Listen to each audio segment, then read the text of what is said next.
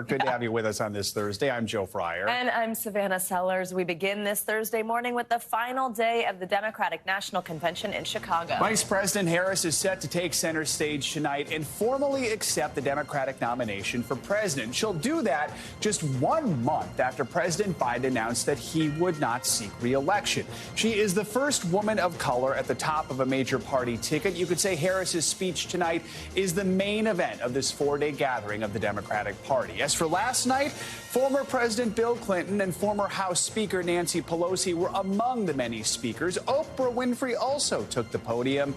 And then it was time for Minnesota Governor Tim Walz, Harris's running mate, accepting the VP nomination. Here are some of the highlights from night 3. Donald Trump has been a paragon of consistency. He's still dividing, he's still blaming, he's still belittling other people. He creates chaos, and then he sort of curates it as if it were precious art. And we must choose leaders who believe in free and fair elections, who respect the peaceful transfer of power.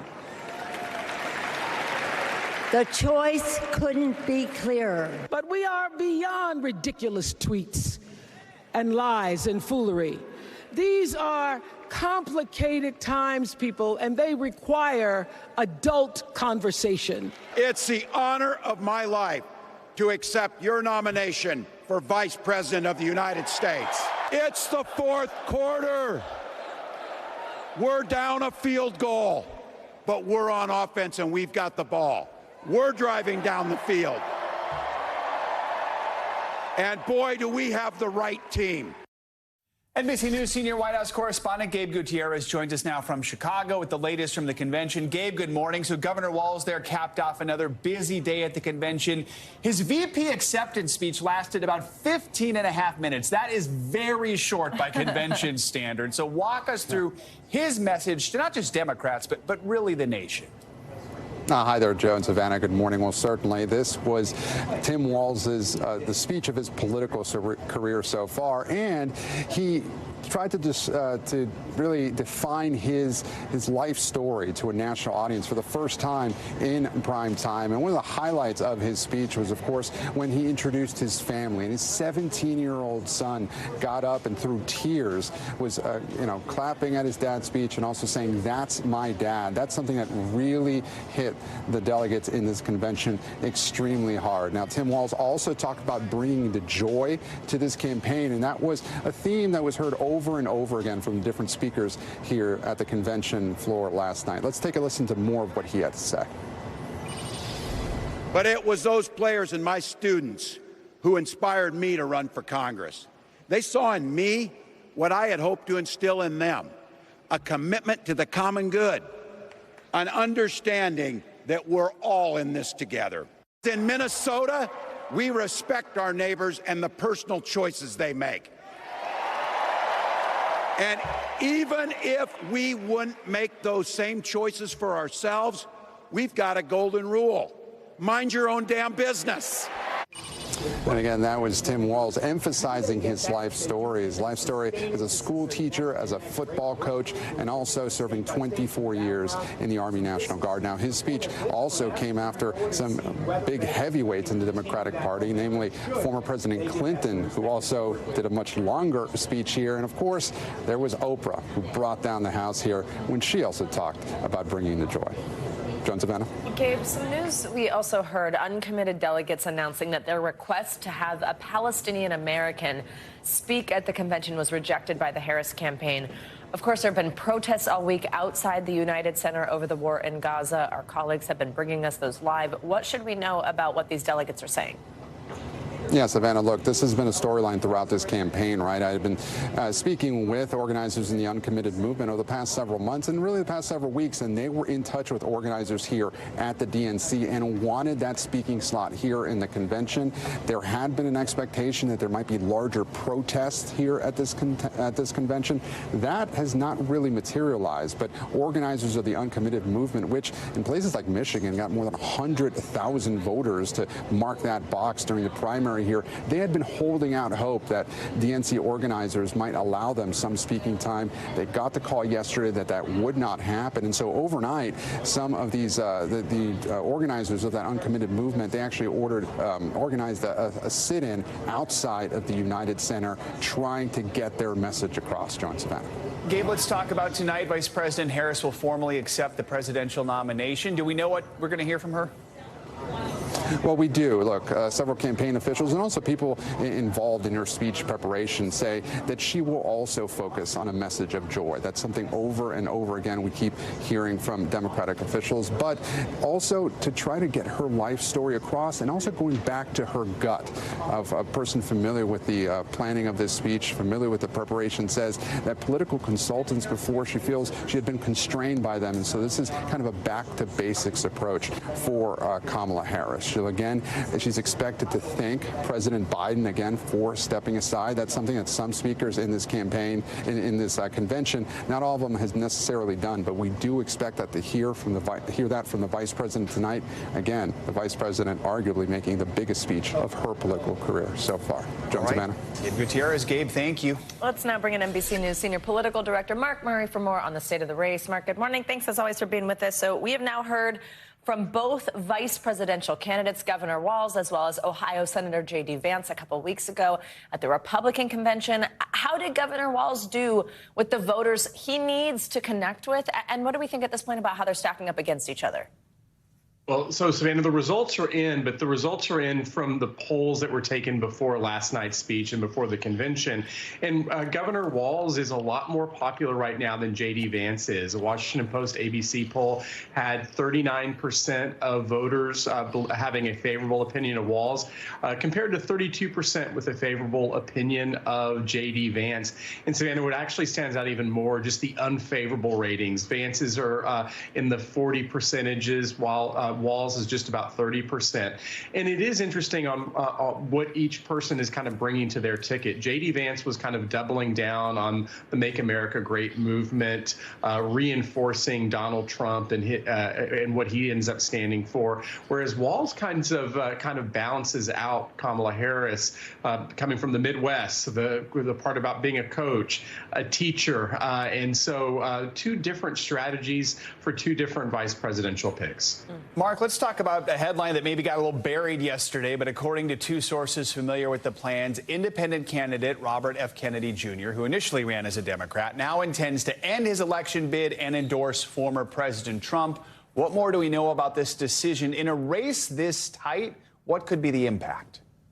Yeah, and so one, this is actually not a surprise when you look at a lot of the polling. Ever since Joe Biden ended up exiting the 2024 race and Harris took over, we've actually seen a decline in RFK Jr.'s overall numbers in a lot of the horse race polls, coming down from close to double digits down to about 4 or 5%. And when we actually look to see, well, what it could end up, what could be the impact of if he ends up dropping out and, say, endorsing Donald Trump? Bottom line, in the polls that I've looked at so far, the RFK Jr. supporters probably ends up helping Donald Trump more than hurting him. Maybe the biggest explanation overall why is just that the people who have a favorable view of RFK Jr. are Republican voters. He has negative ratings with independents and really negative ratings with Democrats. So when we're trying to extrapolate, where does that vote go to?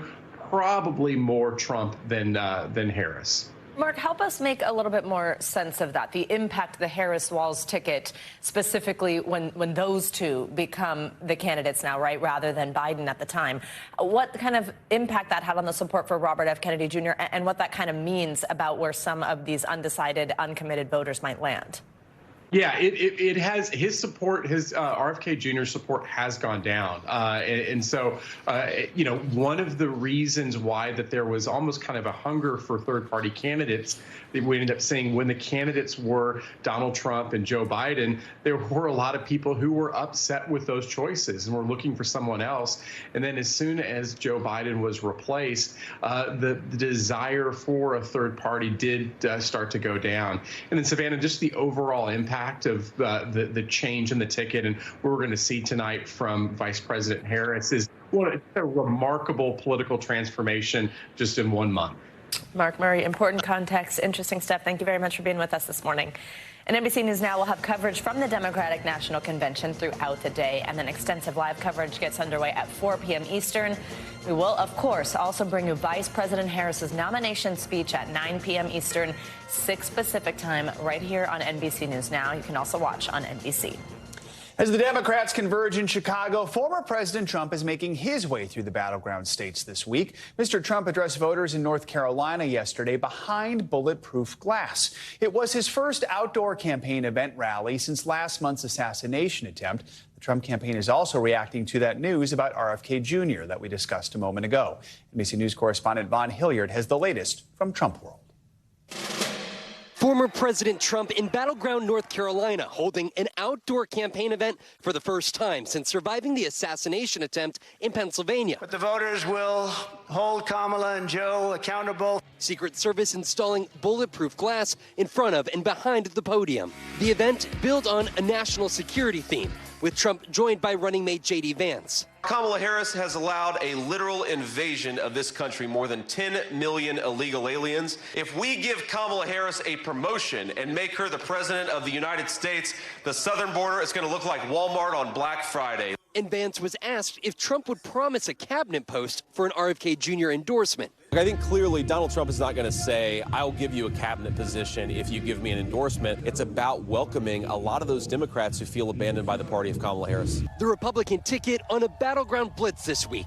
Trump again making false claims about the election. Our primary focus is not to get out the vote. It's to make sure they don't cheat, because we have all the votes you need. Arguing the Democratic convention is only focused on him. They mentioned the economy like 12 times. They mentioned the border, maybe none. That's all they talk about. Trump, we've driven him crazy. And responding to those sharp attacks from former President Obama and Michelle Obama. He was taking shots at your president. And so was Michelle. You know, they always say, sure, please stick to policy, don't get personal. And yet they're getting personal all night long, these people. The former president signaling he won't change, despite many of his allies urging him to stick to policy, not personal attacks. Vaughn Hilliard, NBC News, Asheboro, North Carolina. And today, former President Trump's battleground blitz will take him to Arizona. Yeah, he's expected to tout his immigration policies in a visit to the border this afternoon before holding a campaign rally in Glendale tomorrow. NBC News Homeland Security correspondent Julia Ainsley joins us with more. Julia, good morning. Of course, immigration has been one of Mr. Trump's main talking points throughout this campaign, as well as his previous campaigns. What do we expect from his border visit today? Well, it'll be interesting, Savannah, to see what he says about the fact that the border numbers have actually fallen by 55% since earlier this year. This is something that Trump has always pointed to. He's talked about how chaotic the border is, how unsecure it is. He will probably tout how parts of the border there in Arizona have wall on it that was built under his administration, although a lot of the barricades were there prior to the Trump administration. One thing we continue to hear from Republicans on the Hill, as well as the Trump campaign, is the fact that there were more than 10 million illegal border crossings under the Biden administration. And that's true. They've been adding, but they have fallen dramatically since President Biden started that asylum policy in June that restricts the ability for anyone who crosses a border illegally to claim asylum. So it'll be interesting to see how he threads that. And he will probably continue to talk about policies he has, such as mass deportations. Although we did see last week, he hinted at the fact that he'd like to bring in more legal migrants to come here to do work that he thinks is necessary for the economy. That's something that some people in his party really took offense to, because they don't want more legal migrants to be coming here at all, no matter how they get here. So that'll be interesting to see how he threads that needle. But of course, he's going to want to create a big juxtaposition between his plan and what's going on in Chicago, the message coming from the DNC this week. Julia, about a week ago, Vice President Harris campaigned herself in Arizona. You could probably talk for hours about this, but how do the two candidates' border policies compare, or perhaps more appropriately, how do they differ?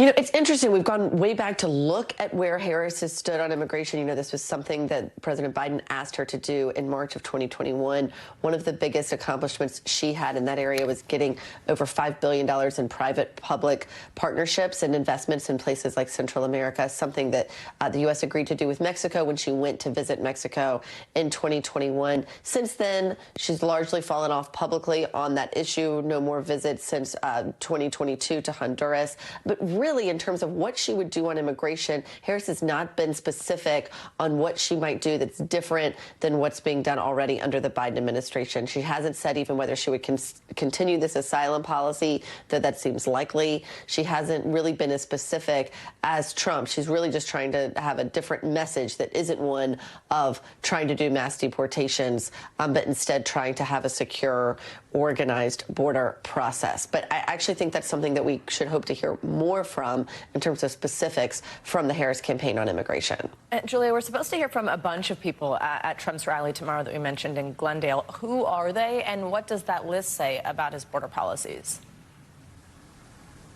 That's right. And this is the same place that Harris campaigned at just a few weeks ago.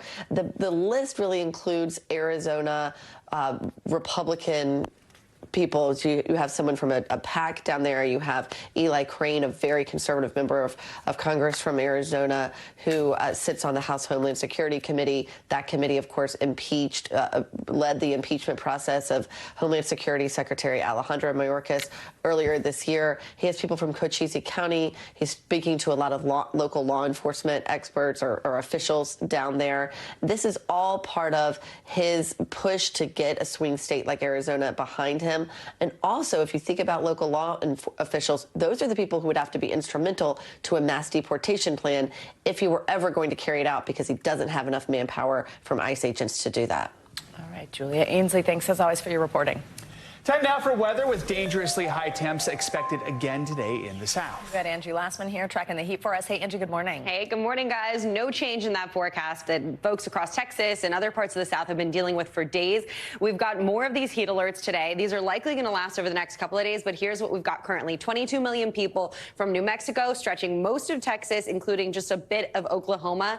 But this goes all the way to the Gulf Coast. We've, of course, got Dallas, Houston, and San Antonio, all included, here, as our temperatures once again surge to the triple digits. But not just are they into the 100s, but they're potentially going to break some records in some spots. San Angelo is one of those. We're expected to hit 110 degrees today. The current record for high temperatures for this date, 105. That likely won't be hard to beat. San Antonio, temperatures again surging above that record high, likely later today. Not quite in Dallas, but it's not comfortable by any means. 99 degrees.